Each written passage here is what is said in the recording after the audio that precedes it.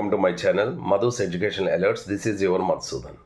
ఈరోజు ఈ వీడియోలో ఎంసెట్ ర్యాంక్స్కి సంబంధించి ఎంత ర్యాంక్ వరకు సిఎస్సి సీట్ వస్తుంది, ఎక్కువగా పెద్ద ర్యాంక్ వచ్చినా కూడా సిఎస్సి సీట్ వస్తుందా లేదా అని అందరూ అడుగుతున్నారు. ఏ ర్యాంక్ వరకు సిఎస్సి సీట్ వచ్చే అవకాశం ఉన్నది అనేది ఈ వీడియోలో మనం షేర్ చేసుకుందాం. ఎవరైనా ఫస్ట్ టైంగా నా ఛానల్ చూసినట్టయితే ప్లీజ్ సబ్స్క్రైబ్ మై ఛానల్. ఇక విషయంలోకి వెళ్దాం. ఏపీ ఎంసెట్కి సంబంధించి రిజల్ట్స్ అనేవి కొద్ది రోజుల్లో రిలీజ్ కాబోతున్నాయి. ఎక్కువగా మనకి ఇప్పుడు డిమాండ్ ఉన్నటువంటి కోర్సు సిఎస్సి, ఈసీఈ మీద ఎక్కువ కాన్సన్ట్రేట్ చేస్తున్నారు.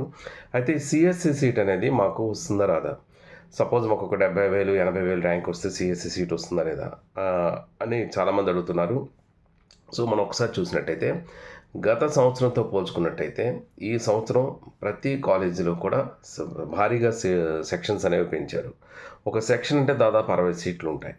అటువంటివి కొన్ని కాలేజెస్లో, పెద్ద పెద్ద కాలేజెస్లో అయితే దాదాపు ఒక 7-8 సెక్షన్స్ కూడా పెంచారు. అంటే ఒక కాలేజీ 500 సీట్స్ పెంచారు. అయితే ఈ సెక్షన్స్లో ఎక్కువగా మ్యాక్సిమం సెక్షన్స్ పెంచేవి సిఎస్సికి సంబంధించినవి. సో సిఎస్సి రిలేటెడ్గా సంబంధించినటువంటి సెక్షన్సే పెంచారు.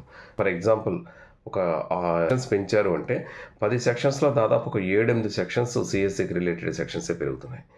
ఇప్పుడు సిఎస్సి కోర్ సిఎస్సి అవ్వచ్చు, లేదా సిఎస్సికి సంబంధించినటువంటి కొన్ని స్పెషలైజేషన్ బ్రాంచెస్ అంటే సైబర్ సెక్యూరిటీ, లేదా మిషన్ లెర్నింగ్, ఆర్టిఫిషియల్ ఇంటెలిజెన్స్, ఇలా రకరకాల స్పెషలైజేషన్స్తో సిఎస్సికి రిలేటెడ్గా ఉన్నటువంటి కోర్సెస్ని, సెక్షన్స్ని వాళ్ళు పెంచుకుంటున్నారు. సో ఈ విధంగా చూసుకున్నట్టయితే ఓవరాల్గా మనకు ఉన్నటువంటి ఒక 10 సెక్షన్స్లో ఒక 8 సెక్షన్స్ అంటే దాదాపు ఒక సెక్షన్కి 60 మంది చెప్పుకున్న దాదాపు ఒక 500 మంది స్టూడెంట్స్కి సీట్స్ అనేవి అక్కడ అవైలబిలిటీ అవుతాయి. ఒక కాలేజీలో ఒక 500 సీట్స్ అంటే ఓవరాల్గా మనకి స్టేట్ వైడ్గా తీసుకున్నట్టయితే ప్రతి కాలేజీ కూడా ఈ సంవత్సరం మ్యాక్సిమంగా సెక్షన్స్ పెంపు కోసమే ప్రయత్నాలు చేశాయి. సో ఓవరాల్గా ఎలా చూసుకున్నా కూడా లాస్ట్ ఇయర్తో పోల్చుకుంటే ఇయర్ సిఎస్సికి సంబంధించిన సెక్షన్స్ అనేవి ఎక్కువగా పెరుగుతున్నాయి. కాబట్టి ఇంచుమించుగా పెద్ద ర్యాంక్ వచ్చిన వాళ్ళకి కూడా సిఎస్సిలో సీట్ అనేది డెఫినెట్గా జరుగుతుంది. కాకపోతే ఇక్కడ మనం చూడాల్సింది ఏంటంటే అన్ని కాలేజెస్ వాళ్ళు కూడా సెక్షన్స్ అనేవి పెంచుకున్నారు. బట్ మనం జాయిన్ అయ్యే స్టూడెంట్ చూడాల్సింది ఏంటంటే ఎక్కడ సిఎస్సి సీట్ రావడం అనేది ఈజీగా వస్తుంది, కానీ ఆ కాలేజీలో సిఎస్సికి సంబంధించినటువంటి ఫెసిలిటీస్ ఉన్నాయా లేవా, ఆ కోర్సులో జాయిన్ అయితే అక్కడ ఫెసిలిటీస్ ఉన్నాయా లేవా అన్నది మాత్రమే మనం చూసుకోవాలి. సో ఎవరు సిఎస్సి సీట్ వస్తుందా లేదనే ఆలోచన కన్నా డెఫినెట్గా అది వస్తుంది. ఒకవేళ అది వచ్చినా కూడా ఆ కాలేజీలో ఆ సిఎస్సికి సంబంధించినటువంటి ఉన్నాయో లేవో జాగ్రత్తగా చూడండి.